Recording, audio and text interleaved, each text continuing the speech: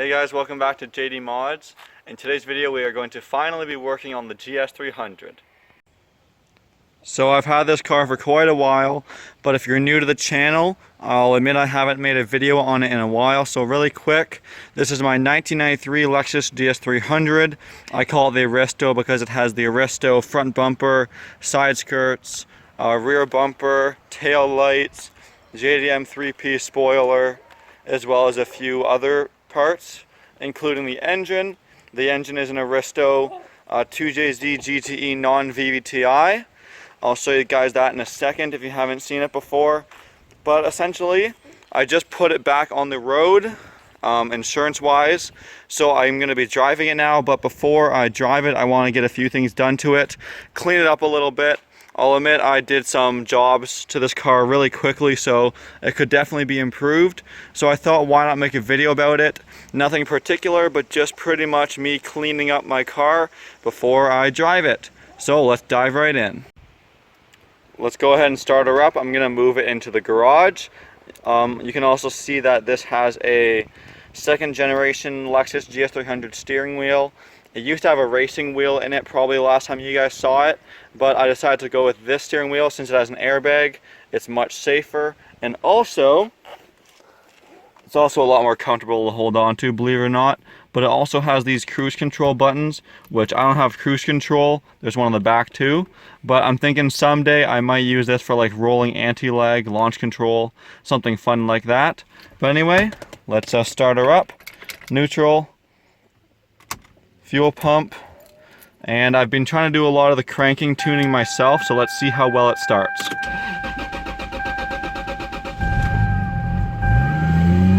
Not bad. I had to blip the gas a little bit. While it warms up a little bit, I can show you guys the engine and the exhaust. Let's go ahead and pop that hood.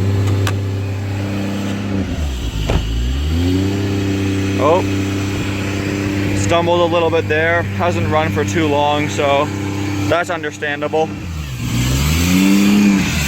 I think I have to clean the idle air control valve. You can hear it surging a little bit. It should catch itself eventually. There it is. Listen to the exhaust.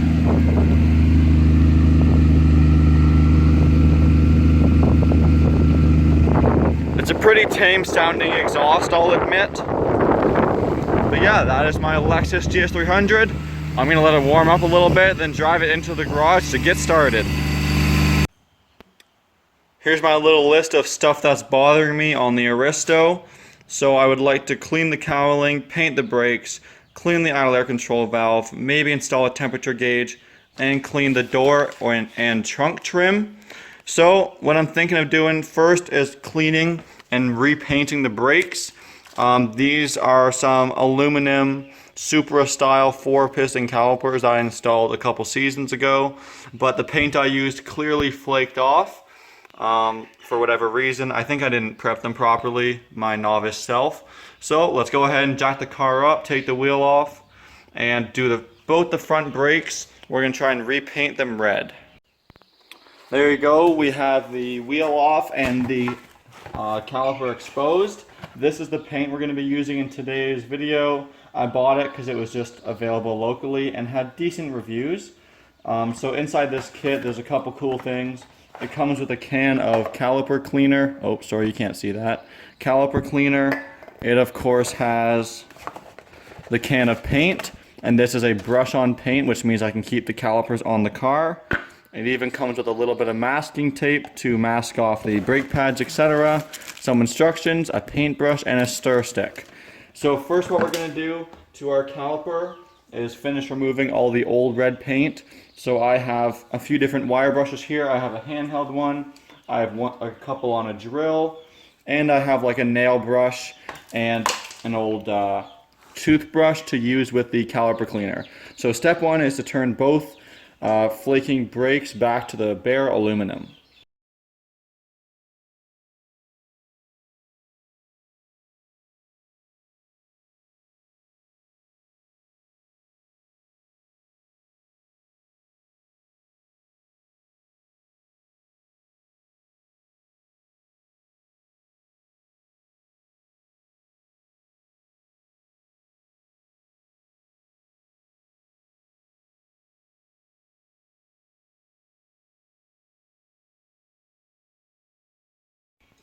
There's the brake caliper with zero paint left on it, both front and back. I did end up taking the caliper off just to be able to properly depaint the entire thing. I left a little bit on the inside because I just couldn't get at it super well. And that probably still took me around 2 hours to complete for both sides. And definitely is true that the prep work is the most important part of painting. So then what I did was just taped off a few spots on the rotor. I was going to paint it with it off, but it was actually really hard to put in a jig so that nothing touched the caliper. So I thought, let's just put it back on. And the one thing I think I might try, see how it looks, is to only paint the rough part of the caliper, not the smooth part.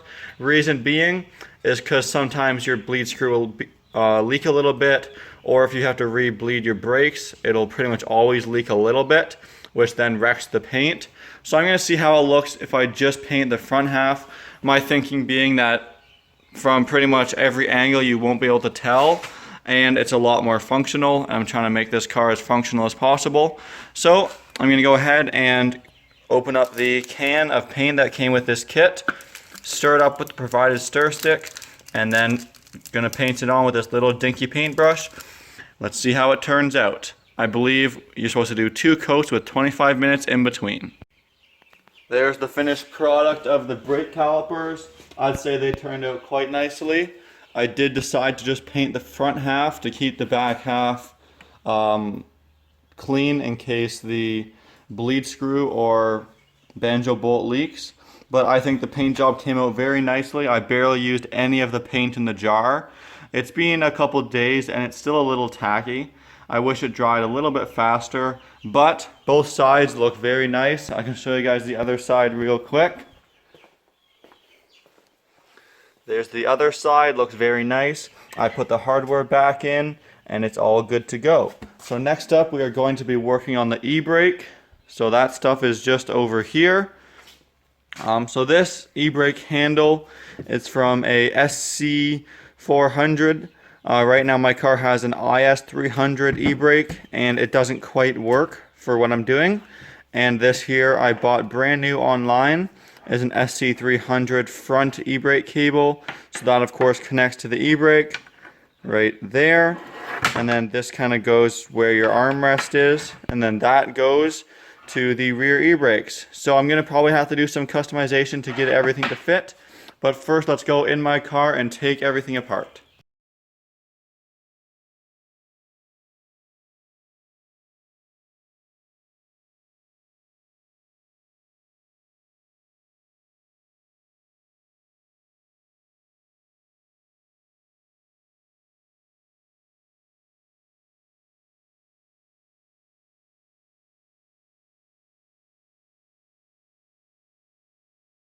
Now that I've taken out the entire center console and the passenger seat, you can see my old setup. So this here is a Lexus IS300 wheel, and I'm using the stock e-brake cable, which is a problem because it used to go down to the foot e-brake pedal, so it's way too long. So as you can see, I have to loop it around pretty much this entire rear center console. It goes under the carpet, then it goes into the e-brake right here, and because it was meant for a foot e-brake, there's no mounting, so all I could do is zip tie it on. And even though it does technically pull the cable, it doesn't work very well. So I'm going to go ahead and unbolt this. I just kind of bolted it to the transmission tunnel. And then I'm going to take out the stock e-brake cable, and then we're going to figure out how to put in my new handbrake. So I've connected the cable underneath the car, ran it through the same spot the old cable was connected, and hooked up my SC300 e-brake. Sorry it's so dark in here, but hopefully you guys can see. So I connected the cable to the stock bolting holes to the e-brake, since the cable now matches the e-brake. And I've put the cable right up through. So now basically the idea is to figure out exactly where you want it. And I'm going to put it somewhere just like that, spaced out from the transmission tunnel. And to install it, I'm going to be using one of my new tools. This is a riv nut gun. You can look them up online on how to use them. But essentially, instead of just drilling holes and trying to tap some really thin sheet metal, I'm going to be inserting these riv nuts They're just like rivets, but they have threads inside of them. These are M8s, so M8 by 1.25 thread pitch. So I'm going to go ahead and mark my holes, drill them, put my riv nuts in, and then we're going to try and bolt it up and see how it looks. There's my e-brake fully installed. I put the center console back together, but I thought I would show you guys before I put the seat back in. So I got my 2 bolts in. It's fairly sturdy. The one thing is it pushes quite hard against the center console. And I'm not too sure how well it works right now because my car's on jack stands in the front, so I can't really test it without my car rolling away. So I'm going to test it once I put it on the ground in a little bit. So for now, let's put the seat back and we'll keep working away. So now that it's back on the ground, I put the wheels back on. So you can see the minty red calipers behind the gold rims now. And because they're still a little gummy, I'm going to let them go dry out in the baking hot sun outside. And out there we're going to finish up the video by doing some detailing and cleaning.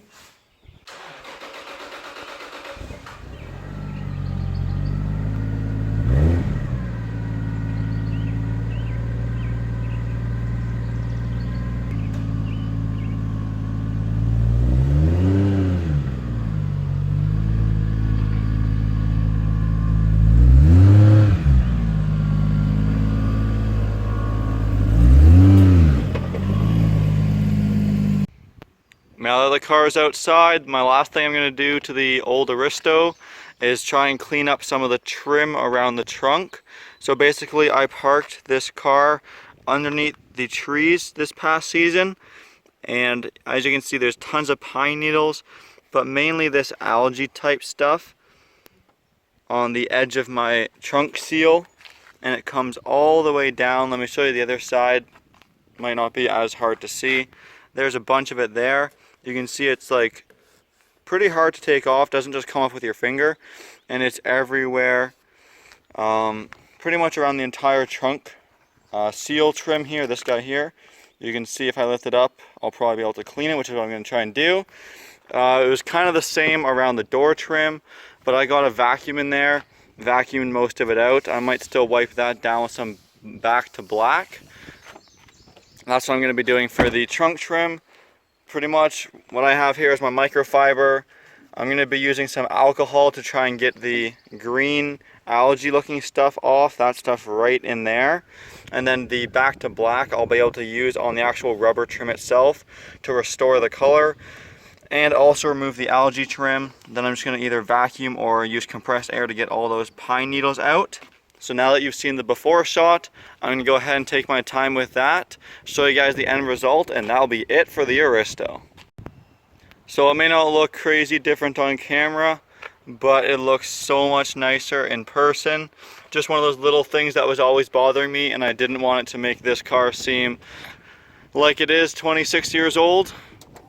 But now it's much better, and hope you guys enjoyed this little update on the Aristo. I know it wasn't super exciting, but a lot of people were asking about the car, so I thought I would just do a little update of me kind of prepping it for this kind of later 2019 season. But there it is, all ready to go. Let me know what you guys want to see next for this car, because it is technically done being built, and I might do some racing and some street pulls with it. But aside from that, let me know if there's anything specific you want me to see. Thanks for watching though. Always like, comment, and subscribe.